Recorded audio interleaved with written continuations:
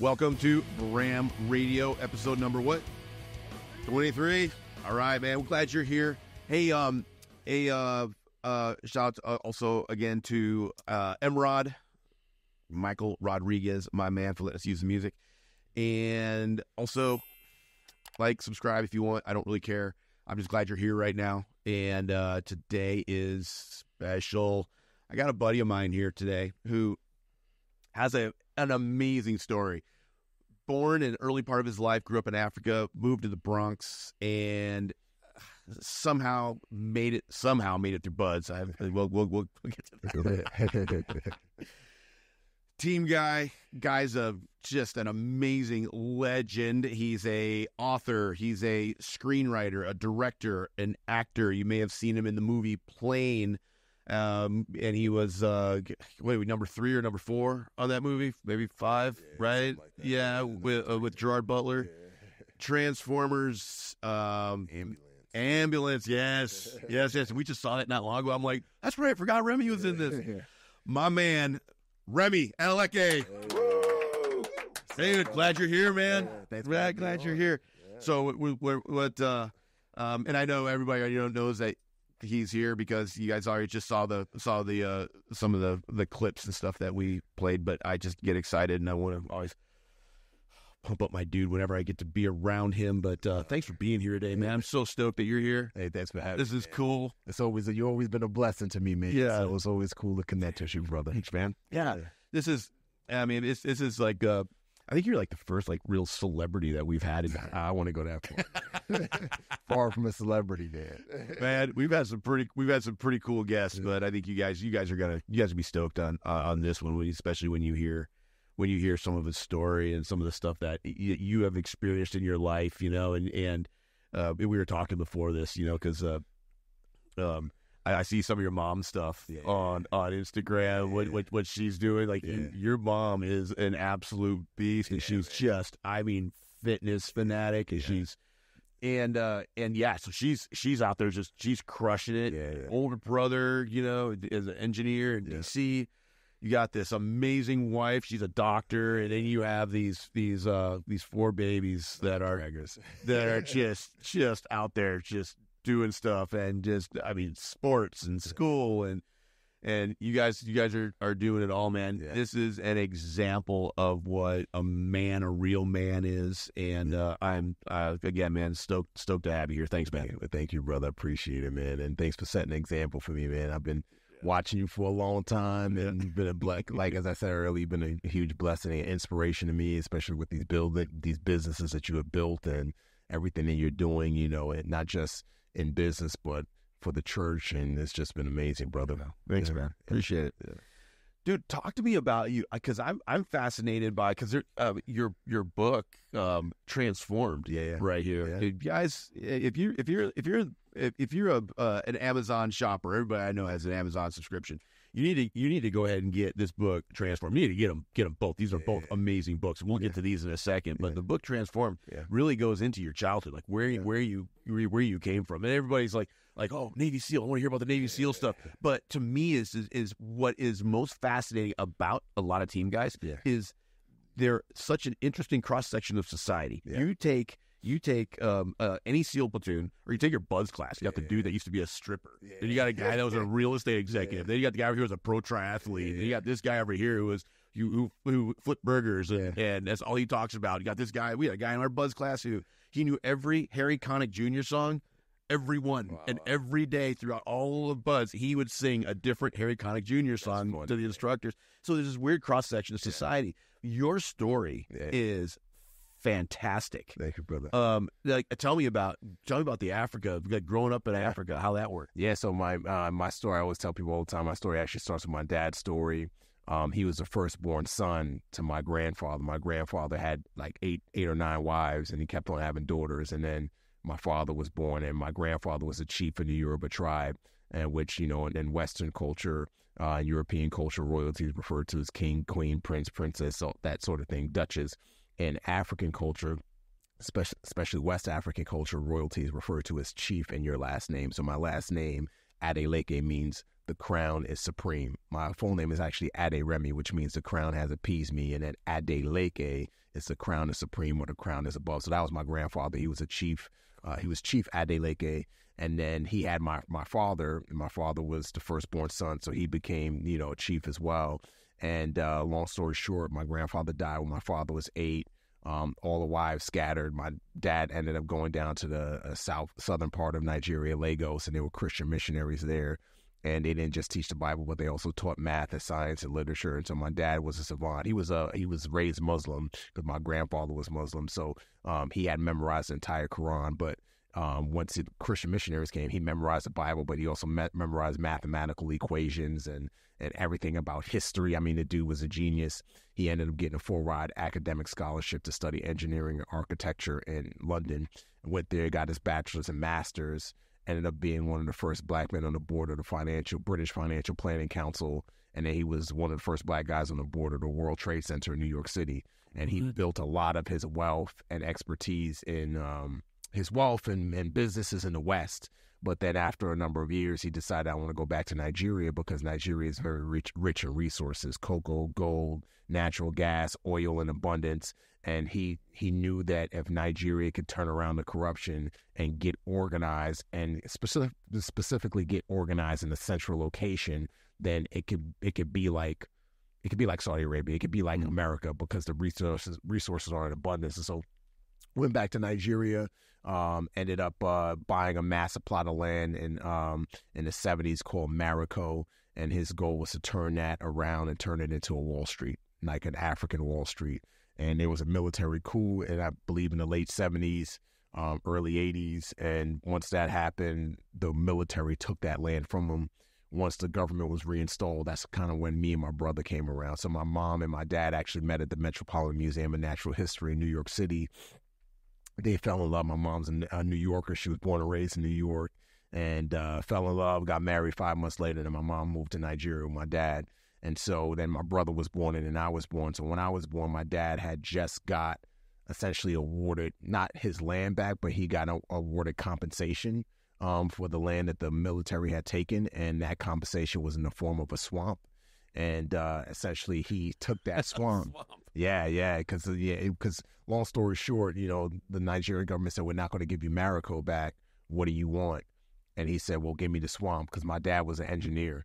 And so what he figured is that if I hired Dutch engineers and dredged the foreshore, I could turn it into an island and no one could ever come and say it was mine, because it was never nothing there. Nothing ever existed. And so so when I was born into a lot of wealth. My dad was, as I mentioned, he was a chief in the Yoruba tribe, but he was also extremely wealthy, multimillionaire.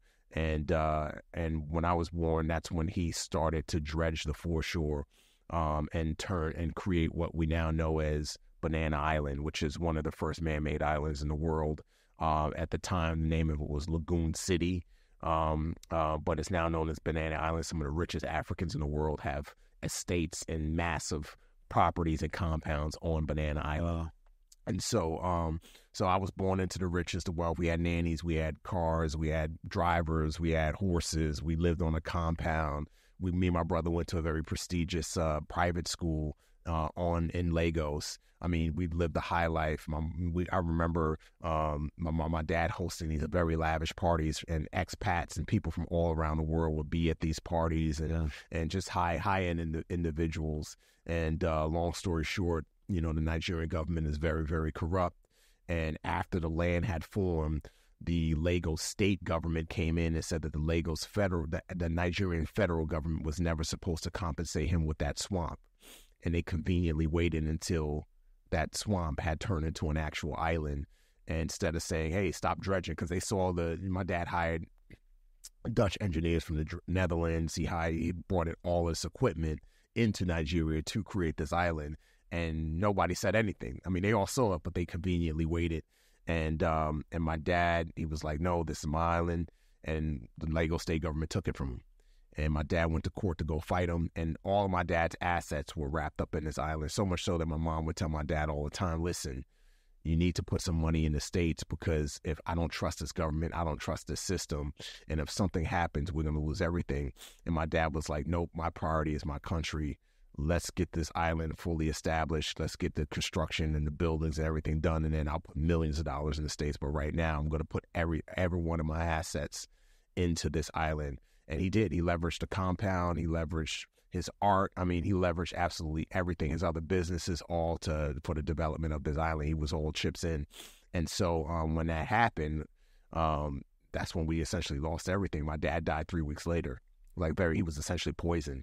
Mm-hmm. And they had to take my dad out because they knew that my dad was, he was stubborn. He was smart. He was stubborn. He had connections all over the world. And they knew that he wasn't going to stop until he had got the island back, which was rightfully his. And so after he died, my mom had nothing. We went from rich to poor. And my mom was just like, there's no way I'm raising my kids here in Nigeria. So she brought us back to New York City. So that's kind of how I ended up. So how old were you when you came back? I was 5. This was 1987. Yeah. Okay. Yep. Gotcha. So yeah. So then you got to New York City and grew up in the Bronx. The Bronx, yeah, man. Right. Got to the Bronx, and my mom did a real good job of masking the reality of what had happened. She kept our little apartment super clean. She had some of my dad's art, a lot of his books, kept them all around the apartment. She would keep us in the apartment, and there were times when she would save her money, put us in a cab, and we would go downtown to Manhattan, go see a play, go to a museum. My mom would take jobs at museums and art galleries in order to expose us to the arts. Along with sending us to public school, she would also homeschool us to make sure that we had that edge, because the public education system was horrible in the Bronx. Mm-hmm. And yeah, man, my mom was an absolute beast. But as time grew, as I grew older and time passed, that's when I really began to grow from being a child to an adolescent. I began to become more aware of things. I become aware of the crackhead in the park, and I become aware of the drug dealers, selling drugs to the crackheads. I become aware of the pimps and the mafia guys. I remember going into bodegas and seeing the mafia guys with the big collar suits going in and collecting tax from the local bodega owners. And the more aware of this I became, the more I began to realize, dude, I'm not in Kansas anymore. This is a different area. And that was when I was about 8, 9 years old. And then, not having a father, I began to naturally gravitate to what a lot of kids in inner cities gravitate to, which is hip hop music, hip hop culture, street culture. I would see drug dealers, so I wanted to be a drug dealer. And then transfer into my teens. That's what I got into. For me, it was all about money. I started out stealing from my mom, and that progressed to stealing from local stores, and that progressed to getting jobs and stealing from jobs. I remember I had the sneaker scam where I would buy sneakers I worked at Athlete's Foot, and I would steal sneakers from Athlete's Foot, the sneaker store, and then I would sell them in my school for cash, at a reduced price. Mm-hmm. And I had that hustle going, and then I got into selling drugs, and then I got into high-level scams with cell phones where I was selling blow-up phones. I was able to get an activation credentials, and I was activating phones and selling these phones to drug dealers, utilizing the credit information or the PPI, private information of people who were in hospice who were about to die, to activate phones. And then I was able to activate 3 cell phones on one person's line of credit, and then those phones would stay on for 90 days before they would cut off. So I would sell that to drive. I was making crazy money. And then I was funneling that money into a record company because my goal was to essentially do the illegal stuff to go legal, to go legit essentially. And so I was in the music business big time. I had a bunch of artists sign to me. I had, I'd pay for studio time. We'd go do shows, and we put together a compilation album. And I was just trying to shop that thing in order to get a label deal so that I could get away from the illegal activity and go legit. But that all changed in 2001, December of 2001, when I ended up selling this drug dealer a bunch of phones. They were supposed to last for 90 days. They only last for 30 days. He had then flipped those phones and sold those phones to other drug dealers for double the price. So people came knocking on his door, so then he came knocking on my door. And not only was I threatened, but my mother's life was threatened as well. And that was a huge wake-up call for me. I got the drug dealer back his money within 24 hours because I already had some money, and then I just had to sell a couple phones. And then after that, that's when I decided I need to stop doing what I was doing, because there were people who were running the same cell phone scam I was doing it, but they were all getting caught prosecuted and sent to federal prison because it was a federal crime. And I was scared to death. I thought that when those phones cut off, that's what had happened, that I got caught. But later found out that wasn't the case. But it was still a scare. It was still a scare. So that's when I decided, you know what, I need to get out of here. And fast forward to June of 2002, that's when I felt like I know it was the Lord. I felt like God was like, you got to get out of here, join the military. And I had watched 2 films early on. One was Bad Boys. That was the first film where I felt like I saw 2 African-American guys who still maintained who they were, the swagger, the grit, the street sense, but they were heroes.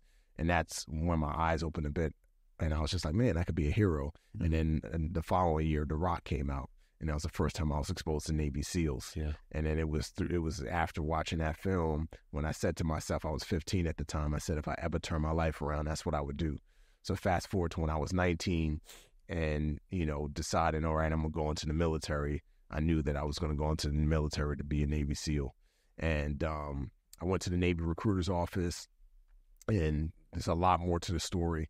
But long story short, God led me to the right woman, man, because first thing she did was she had me do the practice ASVAB test, took that test, passed it, got high enough to get into the Navy, but I didn't get high enough to become a SEAL. And then she ran my background and discovered I had 2 warrants out for my arrest. I had a warrant in New York and a warrant in New Jersey. And so I got up, got ready to run out got almost to the door, and she screamed at me, told me to stop. And I said, for what? She said, do you have a suit? And I said, no. She said, do you have something nice? And I said, I'm sure I could find something. Why? She said, come back tomorrow. And I said, for what? And she snapped at me and said, just come back tomorrow. And, I came back the next day. She was in her dress uniform. And she took me to both judges. She took me to the judge in New Jersey, advocate on my behalf. Essentially said, hey, this kid's trying to turn his life around after the act of war, because 9/11 had happened 9 months earlier. And then, judge was like, all right, if this guy's serious, I'll clear these warrants. And, he just has to pay the court fees, court fines, and then he won't have a record, and then he can go in the Navy. And then she went and took me to the judge in New York, said the same thing. The judge said the same thing. And then she fudged the paperwork because there's this entry paperwork that you fill out when you're going into the Navy, and, ask all these questions about your criminal history and all of this stuff. And the recruiter has to verify all of that you don't have a criminal history, you never had warrants, you never been arrested, you never had any charges. And she fudged all of that paperwork. And that's how I was able to essentially get in the Navy. See, she essentially snuck me into the Navy. And then, and that's kind of how it all happened, man. That was that process from the Bronx to Africa. From the Bronx to the Navy.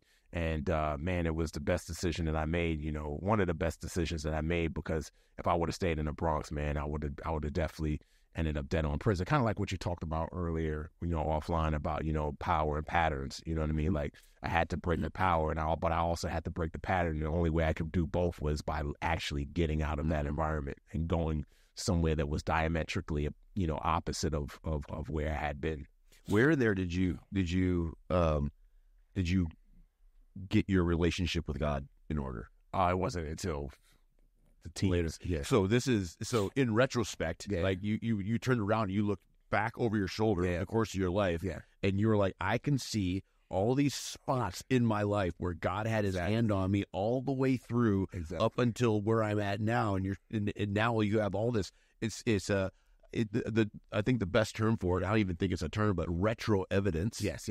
Right? Yep. Evidence that you see when you're looking in that little tiny rearview mirror about the stuff that you've gone through. And by evidence of that, you can say, oh, and that's what brought me to now. Yep. What does my future look like? Exactly. You know what I mean? Yeah, 100%, man. Like, looking back, I know without an unequivocal doubt, everything was God. I mean, there's so many stories that I left out for the sake of time, but so many instances where, one step earlier, I would have been dead. You know what I mean? One day later, I would have been in prison. All of these things, like, God was protecting me. I didn't see it. I didn't know it. And, case in point, the recruiter. Like, I walked into a Marine Corps recruiter's office first, and there was nobody in the office. And I sat there for 15 minutes, and nobody showed up. And then I went into the Navy recruiter's office, And Tiana Reyes, my recruiter, ended up, taking that huge risk for me. And I say that that's a whole God moment because I get messages to this day from people who are like, dude, I've tried absolutely everything to get in the Navy. I made this mistake when I was a teenager. I had this little misdemeanor. And no recruiter won't touch me. No recruiter won't allow me in. They're saying I have to get letters from my congressman. And even that's hard to get. Like, what did you do? And it's the only thing I can say is like, man, dude, it was like God that led me to that right person. Because if I went into the Marine Corps recruiter's office and the recruiter was there, I would have probably been blacklisted and I would have never been able to do anything. And my recruiter ended up dying 2 years later of an autoimmune disease. And I remember I met her family, years later, and her family, her brothers specifically told me that's what she did. She would drive around the Bronx and tell guys who were like on a street corner, look, I know you, I remember you, we grew up together, I see where your life is heading, come with me, let's get out of here. And she actually did that for her brother. When he got in trouble, she got him into the Air Force. And so, like God had strategically led me to the one person who would take a risk on me and would help me get to my next step. And that's just been the story of my life. Especially when I look back in retrospect, I can really see all of these little, pressure points that if they weren't pushed, who knows where I would be, Where'd you learn how to swim? I got to my first command, Naval Hospital Camp Pendleton, man. And were you a corpsman? Yeah, I was a corpsman. Yeah, me too. Yeah, man. And I didn't have a car, so I would run 3 miles uphill to the pool on the other end of base, jump in the shallow end, try to figure it out, run 3 miles back.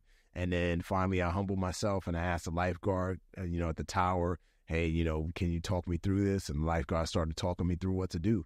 And then gradually, like I got better, I was able to get from one wall to the halfway point without stopping, then one wall to the other wall without stopping, then one wall to the other wall and back to the original wall without stopping.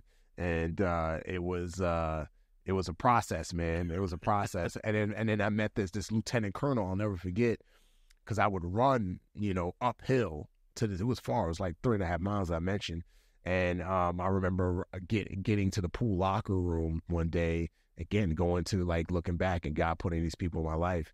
And this lieutenant colonel, he had on his uniform and he was getting undressed and everything to swim. And he said to me, he's like, dude, I see you running like all the time. Like, what are you training for? You training for recon? Because he was a recon Marine. He had the bubbles and the dive pin and the wings. And I was like, no, sir. I was like, I'm actually training to go to Buds. And he was like, dude, like, do you need any help? Like, I see you, struggling. Can I help you? And I was like, absolutely. And he like that's what ended up like really getting me proficient, was him working with me one-on-one in the pool and getting me ready. And he would tell me these stories about getting dropped off the coast of a South American country and having to swim in and carry out an operation and then swimming back. And then that motivated me even more to really get down the combat side stroke. And then that's what ultimately, helped me pass the 500-yard swim test for the surrender to get in the Buds and, push-ups, pull all that stuff. And then that's how it all happened, man. Wow. Yeah. So when people watching this, and they're looking at their life and they're trying to figure out, how do I get from point A to point B? Yeah. And they're looking at their point A and point B. Like, you had no idea you're going into the Navy until you made a decision to make a change. Yeah. And when you made that decision, then all of a sudden obstacles start popping up. Oh, yeah. Right? Yeah. And one thing I always say, I think I've said it before on here, and so it's the difference between obstacles and battles. Yep. Do the O course. Yeah.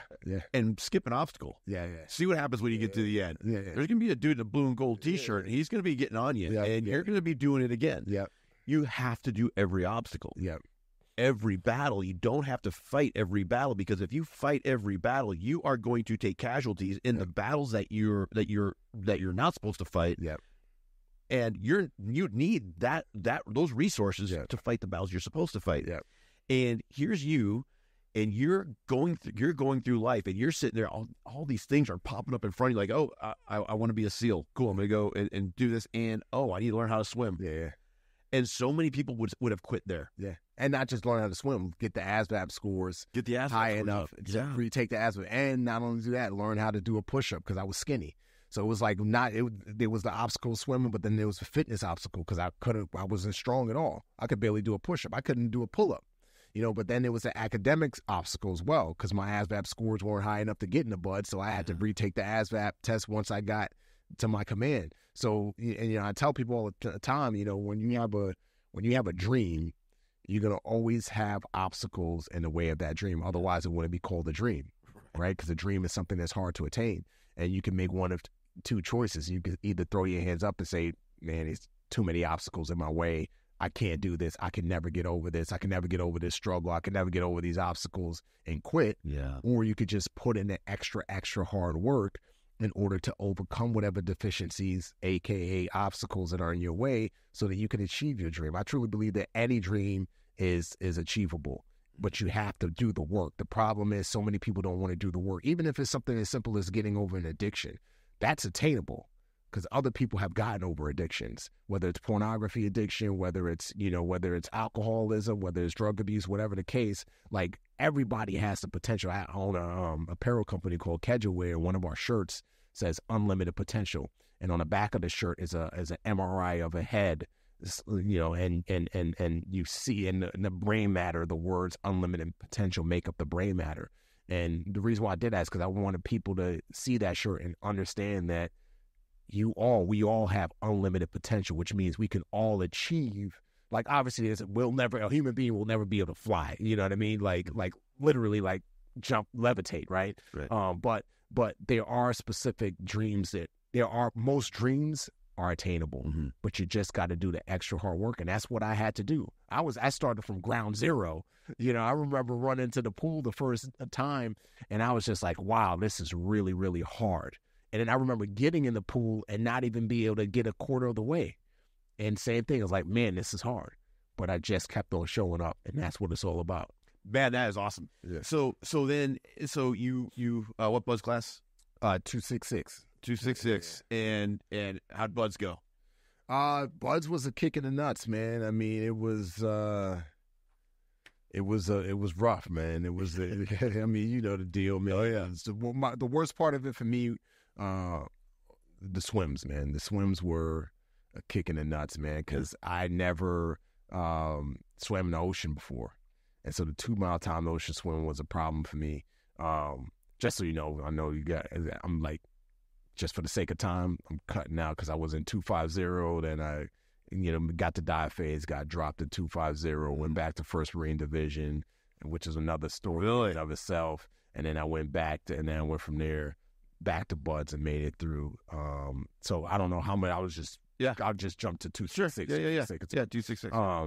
But the swims were just relentless, man. Like, everything else I can handle.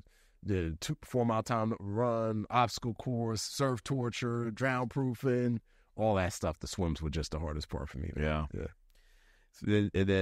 So Buds, you get through that, and then get to the teams. Yeah, actually, like, I came to Christ before like in SQT. So there's a lot more to the story, but in short, I was totally out of control, and met a girl while I was in Buds, fell head and over heels in love with her.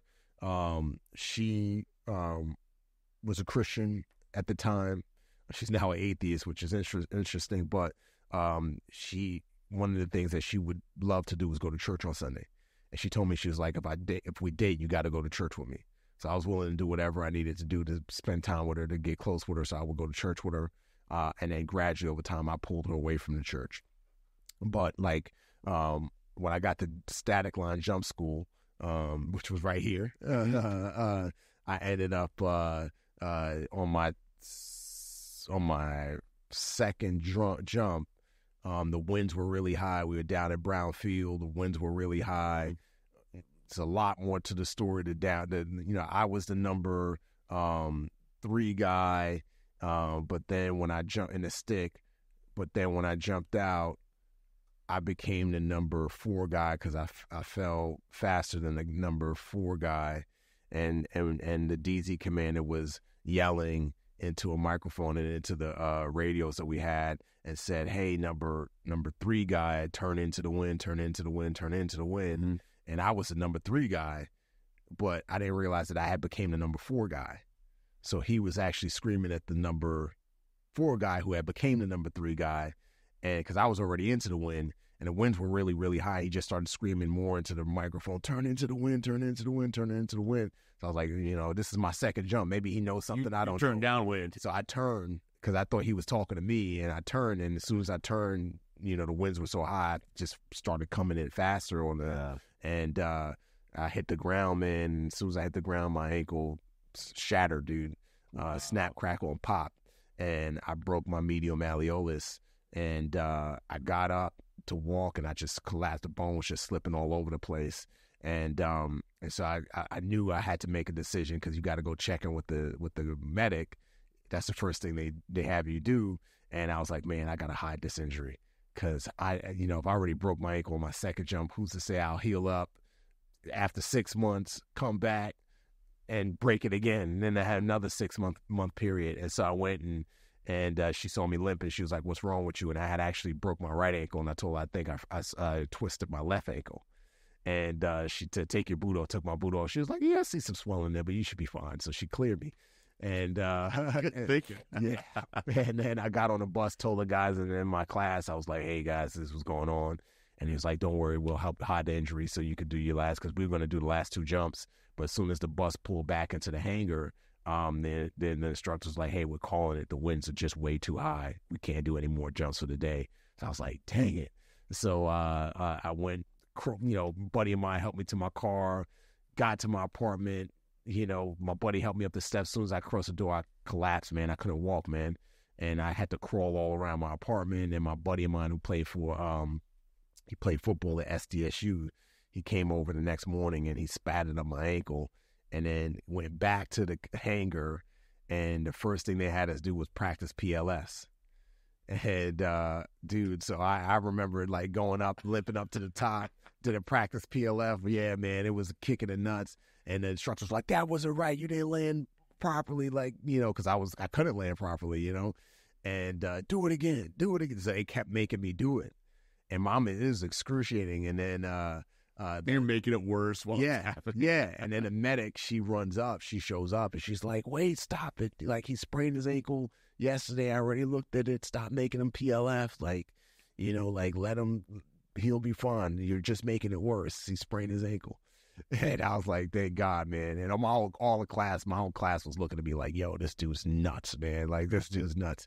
And so did my 3rd jump, tried to land on my butt the best I could, but that was excruciating. Did my 4th jump. And then I remember the DZO commander was on one of those 4x4s, and he drove and he was like, why are you limping? Why aren't you limping? And as he said, why are you limping? You're still limping. Why? And I cursed him. I was like, because I broke my effing ankle. That's why. And he's like, oh. And then I went to the hospital. I couldn't walk for like 4 months, man. But I tell that story because it was in those 4 months that girl was like really showed me the love of God, man. And I had been super angry. I was angry about everything, angry about my life and how things turned out and yada, yada, yada. And I would kind of pour out my anger on her because she was the one that was present. And she would clean my house. She would help me shower. She would bring me food. She left her dog at her apartment, at my apartment, to watch me, to hang out with me during the day because I couldn't do anything. I was just laid up. And as soon as I was able to walk, I broke up with her. And like a month later, I remember she just broke down crying, in my apartment. I told her to get out of my apartment. And a month later, I felt like God said, take her back. And again, I wasn't a believer, but looking back in retrospect, I know it was God. And I got back into a relationship with her, still not treating her properly. And then I got sent to cold weather survival school in Alaska, Kodiak. Mm-hmm. And that's when I really, really had a chance to reflect on my life because we would go on these land navigation hikes, and I was all alone. And there was no technology, just out there in the woods, man, trying to get from one point of Kodiak, Alaska to another point in this barren wilderness, dude. And it was like God was holding up a mirror because I had a lot of time to reflect, and I just was seeing how I treated my brother, my mom, my girlfriend, just people, like how arrogant I had become, and I didn't like what I saw. And I made the decision, like while I was out there on the land navigation hikes, whatever happens when I get back, I'm going to change my life. I'm going to marry my girlfriend. I'm going to stop cheating on her. I'm going to be a good dude. Like, I don't like what I see. And when we got out of land navigation, like we were out there for like 2 or 3 days, we came back to the barracks that they had on Kodiak, Alaska. And I remember there was only one phone, and I called her up as soon as I got there, and I was like, hey, listen, don't say anything. I know I've been such a dirtbag. I'm not going to be that guy anymore. I want to marry you when I come back. I'm going to be a good. And she was dead silent. And I was like, man, what's going on? And then she was like, I wanted to wait to tell you until you got back. I was like, what? Like, I thought she had cancer, because the thought of her leaving me never crossed my mind. I figured she'd never leave. I had done horrible stuff to her. She never left me. And she was pretty much like, I'm done with you. And come to find out, again, all God, a week earlier, while I was on that hike in the wilderness, and like God was showing me what I had become, she went to a party and she ran into a coworker she had worked with years earlier, and that coworker was married to a team guy, and that team guy had cheated on the girl and her a bunch. And the coworker told my friend, she's like, hey, my girlfriend, she was like, hey, I heard that you're dating a team guy. How is it? And she was like, oh, it's all right. She's like, well, if it's just all right now, you should leave him, because it's going to get worse. Like, and I'm speaking from experience. I'm married to a team guy. It's a horrible experience, and been cheated on and yada, yada, yada. So just leave him. And that one conversation a week earlier, while God was speaking to me in the wilderness, is what gave her the strength to finally leave me. And so when she told me that on the phone, I was like in shock. I was like, dude, like, I know I've been a dirtbag. She was like, I'm done. I'm over. I don't want to have anything to do with you anymore. And that crushed me. And I just remember my brother would tell me all the time. He was like, Remi, when you hit rock bottom, just remember to cry out to Jesus. Not if, but when. Just remember to cry out to Jesus. I remember being in Alaska and walking now, having that happen, like walking through my land navigation and all that stuff, just saying, Jesus, help me. Jesus, help me. Jesus, help me. Jesus, because I was just feeling all this torment.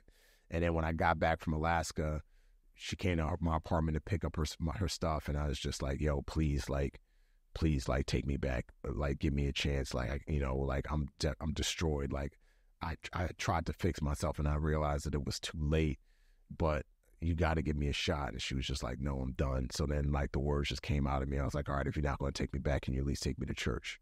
And she was like, all right, I won't take you back, but I'll take you to church. And she took me to church the next day, Cornerstone Church, right off the 54. Mm-hmm. And that was when, like, I dedicated my life to Jesus, man. I was just like, yo, because I felt like I needed something bigger than me to help me, because I had problem kind of like, I needed something to take that power away, which could then help me break the pattern so that I could be a different person. Mm-hmm. And that's where it all came to a head. And then ever since then, like, everything changed, man. Like, like I gave up sex and freaking gave up, all the crazy stuff that I was doing. I remember dudes in my buds class, in my SQT class, and in the teams, they were just like, they couldn't believe it, because they knew how wild and crazy I was, beforehand. So they was like, nah. And it was like, what happened to you, Remi? What happened? What's going on? Like, we know this is just a phase. What's going on? It's like, yo, man, I had an encounter with Jesus, man. Yeah. And it's real. And like, I don't want to go back to my old ways. What year was that? That was 2008, man. 2007, 2008. Yeah, man. When, Sergio De La Mora. Yeah. He was the pastor. Yeah. He was the pastor, Sergio. Yep. And then Jimmy Mina was a worship leader. He lives just down the street from you. Okay. Still here. Okay. Yeah. Good friend of mine. Yeah. So very familiar with that church. In fact, we did a Life of Valor event. Yeah. At that church. Yeah. So it was it's 2008. Yeah. Okay. So what I want to do is teams, you did some amazing deployments. Yeah. That's good combat deployments. Good, yeah.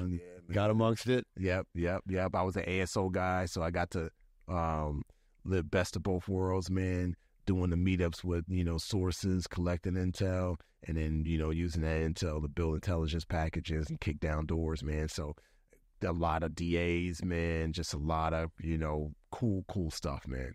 Stuff, man. I enjoyed it, man. It was everything that I hoped for and more, you know what I mean? And all my deployments were to the sandbox, you know what I mean? So got to avoid the PI, right? Dreaded PI, you know what I mean? Pumps, but yeah, man, I enjoyed it. And then my first son was born in 2014, and my second son was born in 2015, and then in 2016, that's when my contract was up. And like that's when I really started making plans to either, to get out, man. Because I wanted to be home with my boys, especially my father dying when I was 5. Yeah. I just knew that, like, I wanted to do 20 years, but I just knew that, I felt God say, it's time for you to go and be with your wife and your kids and your family, man. And so I got out in 2016. Wow. Yeah. Yeah. So you got out in 2016, and again, then you had another vision and a goal and a dream. Yeah. And obstacles, and battles to fight, and then you got to work on that. Tell us about some of the projects. So when I got out, man, I was actually in grad school getting my my master's in business, and that's when my goal was to actually go into business consulting full time, and then I got a phone call one day to work on Transformers, man, and that's when that one day turned into 3 weeks. 3 weeks turned into 6 months on that project, and then doors started open, man, to consult on. I mean, the deal as a team guy, consult on projects, and that's when I really was like, dude, I want to, because I would get these scripts to consider working on these projects. I was just like, man, this ain't good, man. So that's when I was like, I'm gonna teach myself screenwriting. And again, big challenge, just like I was like, I'm gonna teach myself how to swim. I'm gonna teach myself the ASVAB thing. But I taught myself screenwriting. The first screenplay I actually wrote was Chameleon. That was the first screenplay I ever wrote. It was an idea that had been in my head, and then it ended up getting a book deal. The script got picked up, got optioned by a big producer in Hollywood, and was attached to a studio. But then the actor that was cast did a movie. The movie bombed, and so that actor didn't have the value.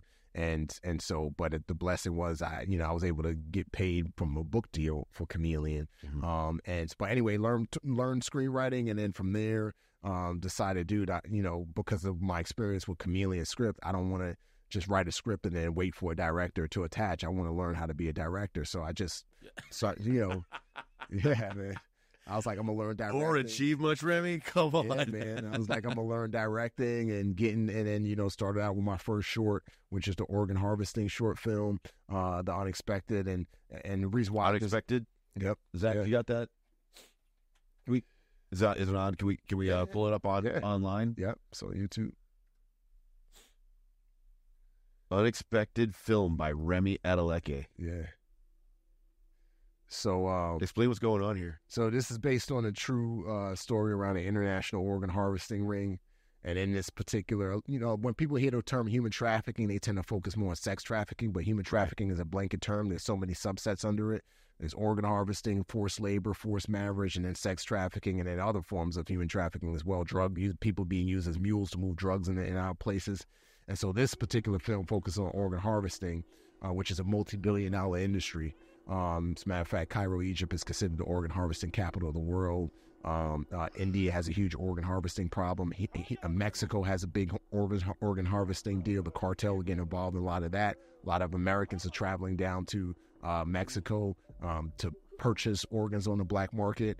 And so I decided to focus this film on organ harvesting because it's grossly underreported. And what's going on in here is this particular girl is a Yazidis girl, and she was moved from Syria to Venezuela to get her heart extracted and sold on the black market to a Western family. And a lot of people don't realize this, but it was around 2014, 2015, ISIS carried out a genocide against the Yazidis, and all the men were slaughtered, and the girls were and women were taken as slaves. Some for sex trafficking, some for organ harvesting, some for forced labor. And that's how ISIS was funding a lot of what they did. And so what's going on in this particular film is this Yazidis girl was moved to this place to get her heart taken out, so that they could then be transported in a specific time, in a safe timeline to the west, to Mexico, so that the transplant could take place.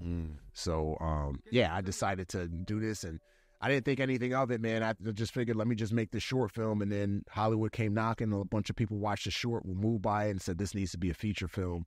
And so for the last, I don't say 2.5 years, I've been, pulling financing together, pitches together, all of this stuff, trying to get studios on board to make the feature version of the film. Mm-hmm. Yeah.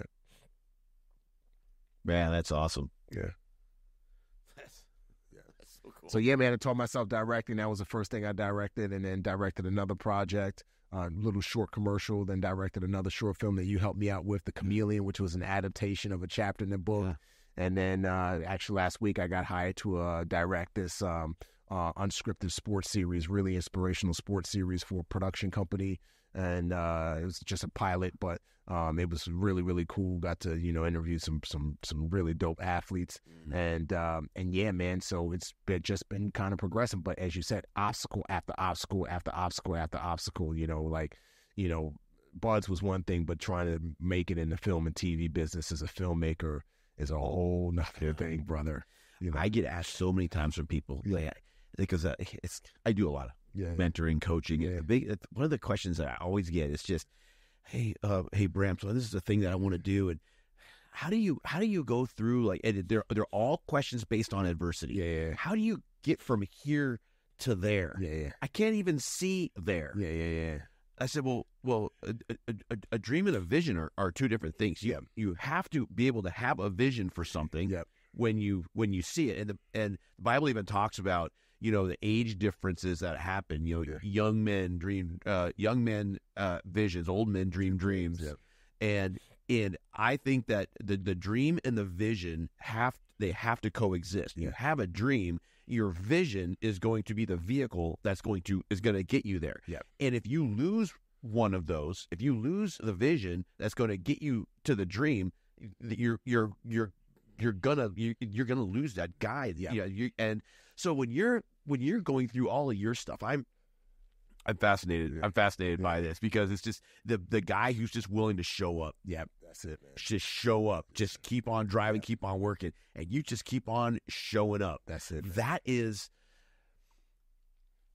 I think that is one of the highest qualities that you can have in a teammate. 100%. In a marriage, that reliability, just being reliable in your faithfulness, being reliable in, are you going to show up, reliable in that you are going to keep driving to provide. And so when you have a guy in front of you that is like that, man, it's like the level of expectation is going to be there, and the people that are around you are going to rise to the level of expectation that you've placed on the table. Exactly, and that's what it's all about. It's about setting that example. Not just for my coworkers like Brad, who after seeing how I show up every day, he finally started showing up every day, and his specific skill set as a writer. Now he has a film that he wrote this on the verge of getting made, but for my kids, you know what I mean? This important thing that I'm trying to model for my kids. Mm-hmm. And that's why I try to keep my door open during the day.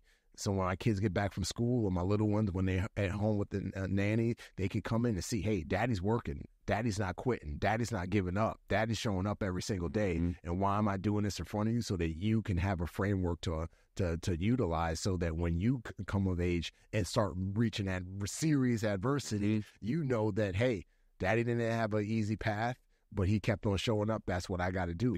And I think that that's an art that's been lost, especially in this next generation that's coming up now. Is the art of persevering. You know what I mean? And the art of just going after rejection. I get rejected every day in the film and TV business. I was on a phone call last night, got some type of rejection, and it's easy to get discouraged and woe was me and blah blah blah. This is why I'm getting to screw them. But it's like, no. I told Brad today in regards to that call I had last night, bro, it's okay. It's okay. That piece of rejection was fine, but we're going to keep Charlie Mike and continue a mission, because that's the only way we are going to succeed. Yeah. And in marriage, man, it's so easy. Marriage is hard. Marriage is hard, man. It's tough. Yeah. And I think the lie that a lot of couples get, they watch these movies or they read these love novels, and I just got hired by Netflix to work to help adapt the book into a TV series, and so I had to read the book, and it's like a love book. It's like a love story, romance novel.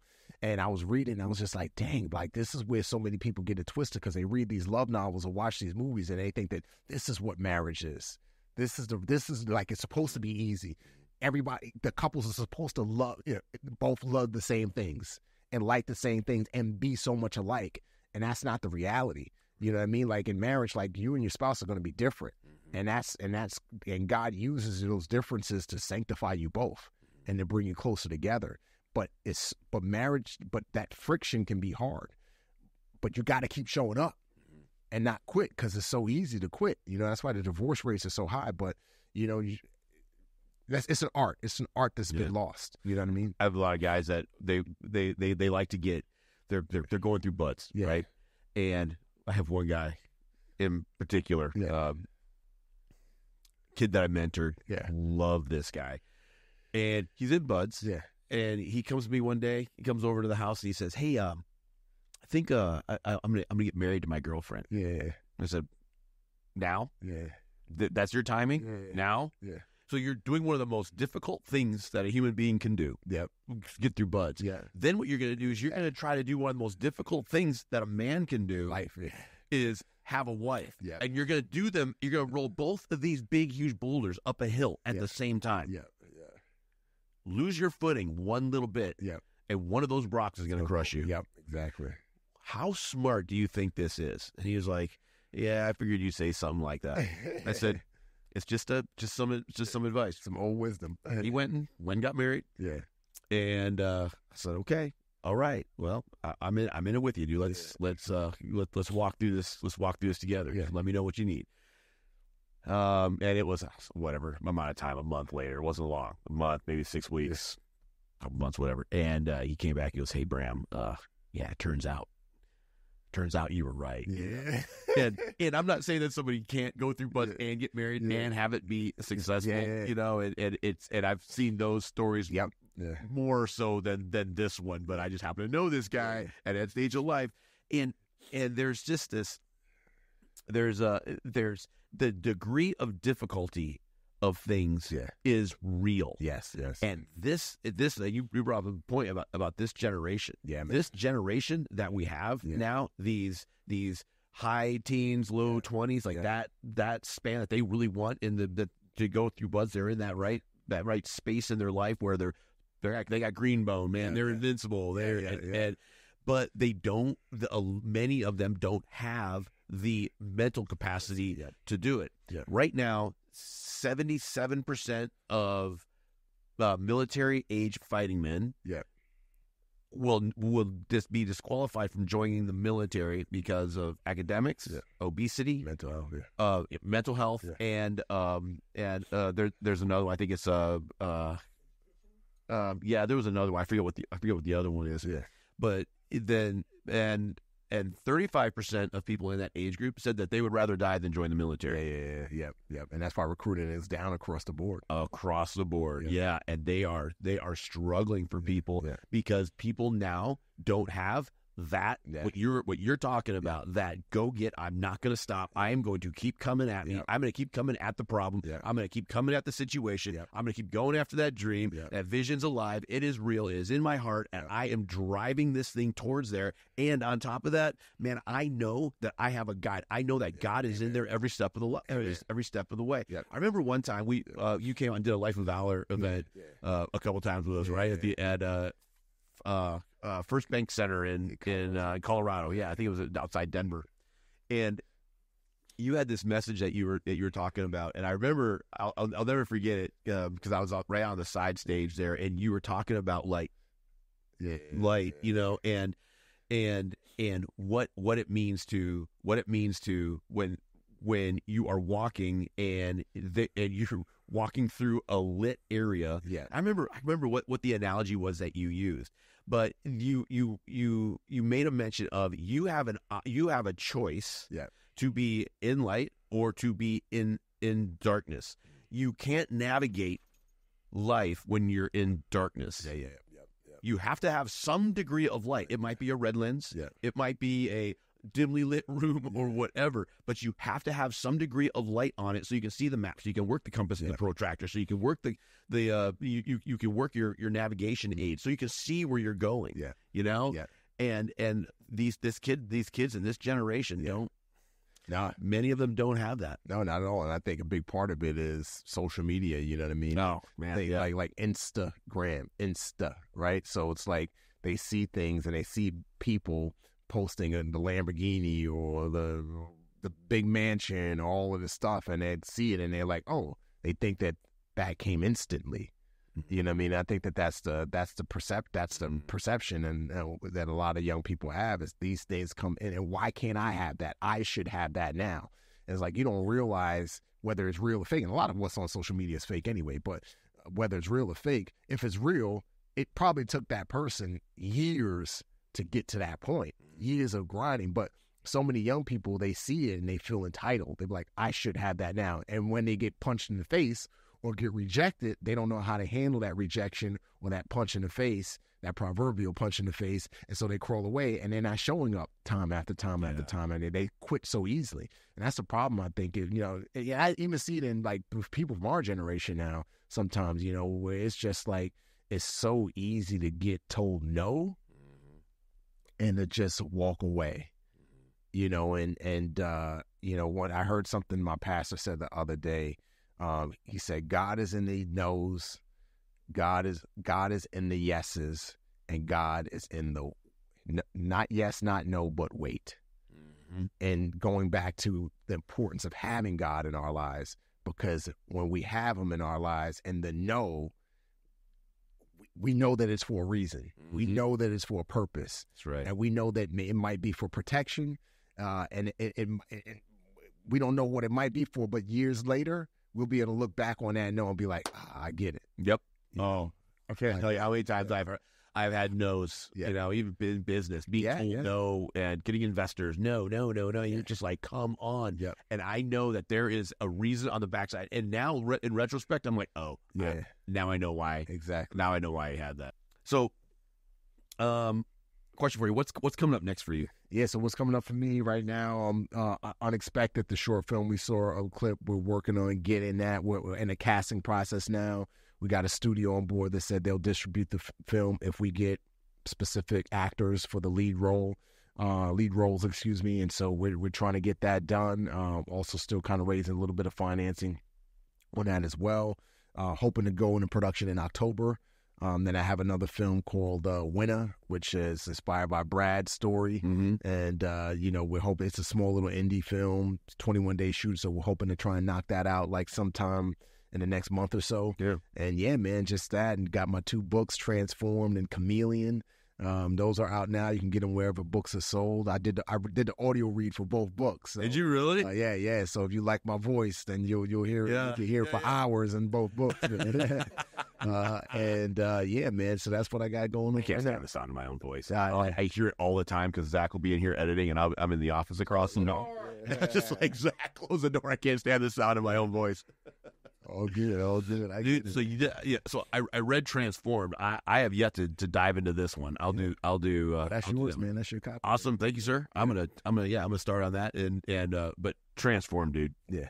That's a for you guys checking this out, when you read Transformed, it's a more like, so Remi just kind of like skipped along the wave tops of the story. There gets into like specific situations and really gets in, and it's a fantastic book. How's the book doing? It's doing good. It was an Apple bestseller. It got picked up to be a film last year. I've already written the script. I had to take a pause on the deal just because there was some things in the deal that just didn't work out. But we're looking to revisit it, within the next year. Yeah. But yeah, man. Good. Yeah. Get after it, man. Yes, Keep sir. doing what you're doing. How can people find you? Remi Adeleke, RemiAdeleke. I'm on Twitter, Instagram, Facebook, LinkedIn, YouTube, all the same. Good. I got a unique name, so I was able to keep the unique handles. Yeah. That's awesome. Thank you, bro. Yeah, man. And man, just keep driving, dude. Your story is fantastic. Thank you, you are amazing. It's watching you kind of go through this because we're in touch. Yeah. You swing by here quite a bit. We hang out. Yeah. You're just we do events out around the country with Life of Valor now and then. It's just watching your your dream Yeah.